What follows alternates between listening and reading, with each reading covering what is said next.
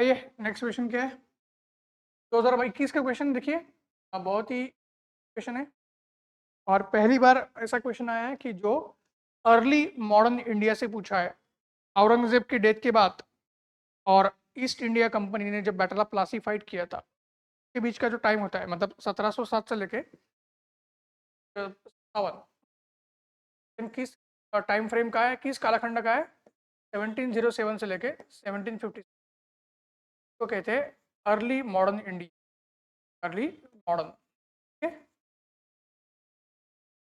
यहाँ से ये क्वेश्चन पहली बार पूछा है।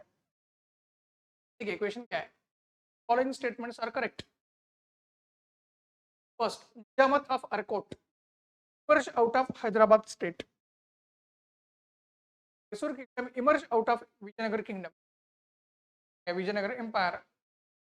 Rohilakanda kingdom was formed out of territories occupied by Ahmad Shah Abdali, Durrani. से क्या सही है? 18th सेंचुरी की बात करेंगे। औरंगजेब की डेथ हुई थी, आपको दिखता है ये उस समय का जो हमारा भारत था, ये मुगल एम्पायर था। क्या है? अफगानिस्तान से लेके सारा हमारा मुगल एम्पायर था।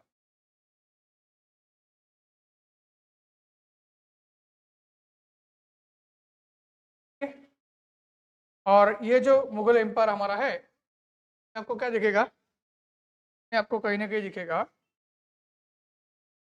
या औरंगजेब के समय का है। औरंगजेब के समय का है, करेक्ट।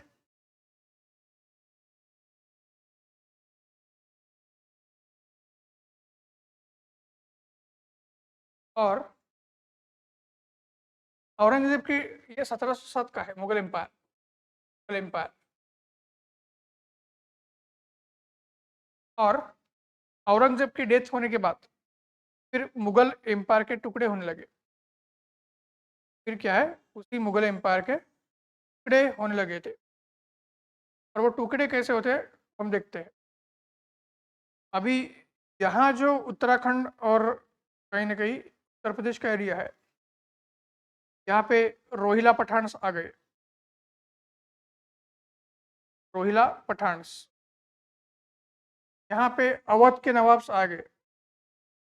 यहाँ पे अवध नवाब्स आए। यहाँ पे बंगाल के नवाब्स आ गए।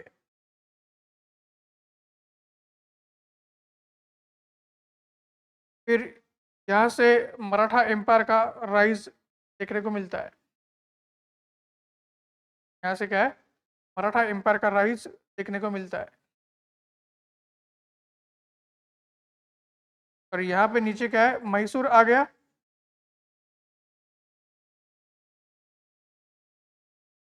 और यहाँ पे हैदराबाद आ गया। ठीक है। और ये सारा क्या है, बंगाल है। और ये बचा हुआ मुगल एम्पायर है। ठीक है, देखेंगे तो पता चलेगा हमारे पास क्या है। मैसूर विजयनगर की वजह से आ गया। विजयनगर एम्पायर खत्म होने के बाद आ गया, ये सही है। रोहिला किंगडम जो है वो मुगल एम्पायर के बाद आया था, या मुगल एम्पायर के पतन के बाद आता है। तो वो अहमद शाह अब्दाली का कनेक्शन। अहमद शाह अब्दाली ने जब अटैक किया था, इन्वेजन किया था, तो ऑलरेडी हमारा क्या है, रोहिला किंगडम आ चुका था। ये गलत है, तीसरा स्टेटमेंट गलत है। तीसरा गलत है तो सी एंड डी एज ऑप्शन निकल जाएंगे। सी एंड डी ऑप्शन निकल जाएंगे। 50-50 एलिमिनेशन में हम आ गए। ए और बी आ गया आपका। बी तो सही है। ए देखते हैं। Nizamat of Arcot came out of Hyderabad state. जो हैदराबाद है, हैदराबाद का जो फाउंडर था उसको निजाम कहते थे। हैदराबाद का फाउंडर निजाम था। बट हैदराबाद हमें पता है एक चीज, 1948 यानी भारत की आज़ादी के बाद भी हैदराबाद इंडिपेंडेंट था। उसको गवर्नमेंट ऑफ इंडिया ने अल्टीमेटली भारत में विलीन किया था, भारत का हिस्सा बनवाया था। और इस वजह से हैदराबाद से कोई इंडिपेंडेंट किंगडम आया, ये अभी हम कभी नहीं पढ़ते। नवाब ऑफ अरकोट के बारे में पढ़ते हैं, पर वो नवाब ऑफ अरकोट क्या है, वो निजाम का हिस्सा था। वो निजाम के अंडर नवाब ऑफ अरकोट क्या था, एक सेमी इंडिपेंडेंट एरिया था। वो इंडिपेंडेंट नहीं है। यहाँ पे इमर्ज आउट ये कीवर्ड है, यहाँ पे इमर्ज आउट ये कीवर्ड है, तो वो उसका हिस्सा नहीं था और वो उससे अलग नहीं हुआ था। नवाब ऑफ अरकोट वो निजाम का हिस्सा था। पहला भी गलत, सिर्फ सेकंड स्टेटमेंट और आंसर बी आएगा, और आंसर क्या आएगा?